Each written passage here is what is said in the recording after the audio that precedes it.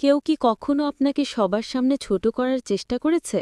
আপনার আইডিয়া নিয়ে মজা করেছে, আপনাকে তুচ্ছ করেছে, আর সবাইকে আপনার বিপক্ষে করার চেষ্টা করেছে? যদি সে সময় আপনি লজ্জাবোধ করে চুপ থেকে থাকেন, তাহলে জেনে রাখুন, তখন সবচেয়ে বড় ভুল হল নিজেকে ডিফেন্ড করার চেষ্টা করা অথবা একদমই চুপ থাকা। কারণ যারা সবার সামনে আপনাকে অপমান করে, তারা আসলে নিজের চরিত্রটাই প্রকাশ করে ফেলে। তখন ওই ব্যক্তির আচরণ চোখে আঙ্গুল দিয়ে সবাইকে দেখিয়ে দিতে আপনি ৩টি সাইকোলজিক্যাল বাক্য প্রয়োগ করতে পারেন। কামলি তার চোখের দিকে তাকিয়ে বলুন, এটা কি আপনি সবার সাথে করেন নাকি শুধু আমার সাথেই? তখন সবাই থেমে যাবে, মানুষ তাকে জাজ করতে শুরু করবে।